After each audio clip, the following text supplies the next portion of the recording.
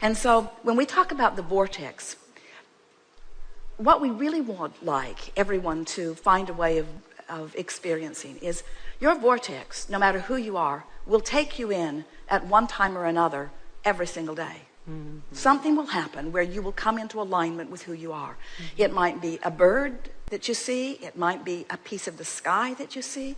It might be a fragrance that comes past you. It might be a piece of a song that you hear. It might be, Jerry talks about a time former in his life experience where he was in such a state of depression he could not pull himself out. And the harder he tried, the worse it got. The more he beat up on himself for being depressed, the more depressed he felt. And then one day, he just followed an impulse to go down and sit on the rocks overlooking a lake. Drove for a little while, sat himself there, and a family came. They were not aware of him, would not have wanted to be aware of him because he was sort of lurking and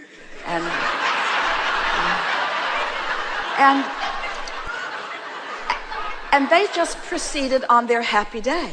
They were nice to each other. They were complimentary of each other. They were excited about the day. They laid out their picnic. They got in their boat. They just beed the happy, tuned in, tapped in, turned on people that they were.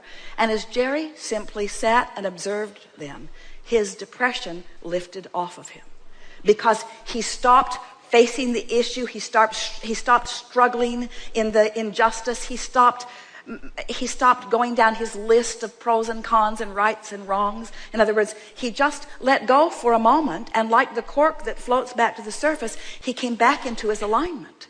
So what we are really encouraging relative to things that are this big and this deep and this prevalent and this important, you got to pull out the big guns.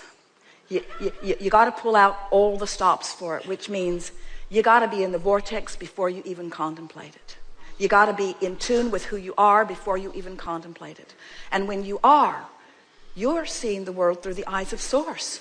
And when you're seeing the world through the eyes of Source, if a child is learning to walk and walks into your room and isn't very good at it and falls down, you don't say, "Get up, you little dummy."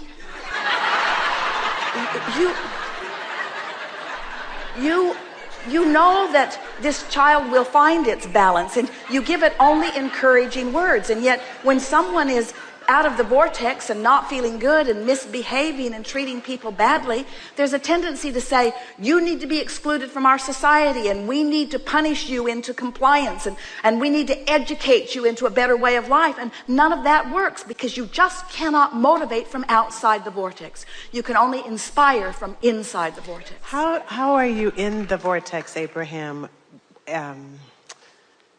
and honor the pain or the discomfort? Can't do it. Can't also can't do it. Can't honor pain. Okay. Pain and joy are very different frequencies. But isn't it bypassing? Is it bypassing to focus on the bird or the cat without acknowledging what happens? The emotion. Here's what happens as you take the subject that is bothering you the most out of the equation just for a moment by saying, "Can't do anything about it anyway. I can't change all these people. I can't fix it. I can't fix it if I want to. I can't do it this red hot minute anyway. Yeah. What I really want is alignment. What I really want for them is alignment. What I'm really wanting is to feel my own alignment." So you just kind of try to talk yourself into that general place. But then, if you will meditate and quiet your mind, when you stop thought, you stop resistant thought. When you stop resistant thought, your vibration raises. Yes. When your vibration raises, you come back into the subject at that different perspective, you see. So what happens is, as little by little, you allow the vortex to train you to that higher frequency, two things begin to happen right away. The first thing that happens is, fewer of those people that were behaving in that way have access to you because it's not as active in your vibration. Yes. Now, some would say, but isn't that putting your head in the sand? Isn't that just carving out this little nice world for yourself and leaving all of the others out there to deal with whatever it is that they're dealing with? And we say, it might be that, but the alternative doesn't work anyway. In other words, you can't go out of the world. Yeah. You can't get sick enough to help a sick person get well. You can't get poor enough to help poor people be prosperous. You can't get mean enough to help mean people get nice. You see, you can't feel pain about their suffering and be, as Jesus was, in vibrational alignment with their well-being. You just can't do it. You can't make those vibrational shifts, you see. Yes. So is it appropriate for you to feel the sting of injustice? Of course it's appropriate. That's part of the sifting of the contrast. You couldn't give birth to the brighter, better world if you didn't see some of it that isn't so good. You couldn't ask with the clarity that you do. But there are millions of people, there are billions of people that are sifting through the contrast, who are asking, who are putting the rocket into their vortex, and Source is answering, who are depriving themselves of the very answers that they seek because they are so focused upon the problem, you see. And so little by little, you come into alignment. Little by little, you allow the vortex to train you until it just feels natural for you to feel good. And then, as we started to say, two things happen. You see less of it, and when you do see it, you are vibrationally prepared. When you do see it, you're seeing the world through the eyes of Source. You don't take it personally when someone is stupid. You don't take it personally when someone misbehaves. You don't take it personally because you know it's a vibrational thing that they don't have control of yet. Everyone wants to feel love. We promise you, everyone wants to feel good. They just don't know how to do it. And so it's just going to take more who are doing it unconditionally. Unconditional love says, I am in alignment with who I am regardless of the situation. But it's asking a lot of you to look at something that just yanks your chain and rings your bells in a very negative way, and to ask you to just turn the other cheek and be at one with it. That isn't what it is all about. It's about letting yourself see it, letting yourself feel it, let what you really want be born within you, and then tuning yourself to who you really are and to what you really want. And little by little, the world becomes a place that likes itself better. But we want to say this in a way that you can really feel it from us. And it's going to feel off to those who are so wanting to be of service to the world that you want to go out and feel their pain and wrap your arms around them and bring them home with you. We just want to remind you, Source energy, that which man calls God, is standing in the vortex welcoming them in. And even God doesn't leave the vortex. Yeah. Because if that were to happen, you wouldn't feel the disconnection. In other words, Esther will say, she said it on a pretty regular basis, Abraham, come out of the vortex with me now. Yes. Because I don't like the separation and I can't get in, so you got to come out. And she discovers we never come.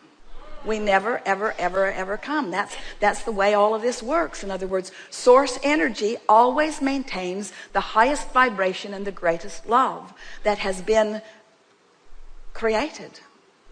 And you have no choice but to line up with that, you see. So when you look at it that way, when you realize that there are plenty of people who want to feel better than they do, and so in your attitude of wanting to help them, you step out of the vortex into your awareness of what's troubling them, into that frequency where you now no longer have connection to the resources of your Source. Yes. And now that's why you really feel the rage and anger at them, is because it's like, whether it's someone that you love who is struggling with something, or someone that you don't like at all who is struggling with something, as you observe them in their struggle, you feel negative emotion because you cannot stay in alignment with who you are as you observe their struggle. And then your attitude usually is, I need you to clean up your act because I want to feel good, and when I look at you, I don't feel good. So you need to do this and this and this and this and this because I need a manifestation here, because I don't have the ability to stay in alignment with my Source energy. I'm just an observer, and what I'm observing isn't good. So you need to do something about it, which is totally giving your power away, right. Totally disempowering yourself, you see. That what unconditional love is, I have the ability to tune myself into vibrational alignment with all that I am. I have the ability to love you I have the ability to see you in your success, even when you're demonstrating your lack of it. Yes. I have the ability to see you well, even when you are currently sick. I have the ability because I practiced when you were asleep. I practiced when you weren't around. I practiced when it was easy. I practiced when I was in my treehouse. I practiced when I was watching the sunset. I practiced during my meditation. I practiced during the beautiful music. I practiced Yes, my alignment yes. with Source, and now I can unconditionally offer this love of Source. I got it. Oh, thank you. Yeah. Yeah. Yes, you do.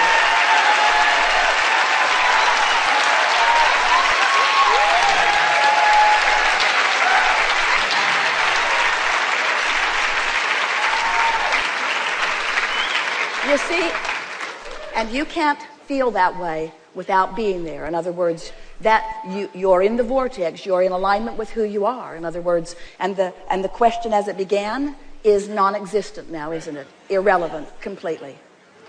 Very good. Now what?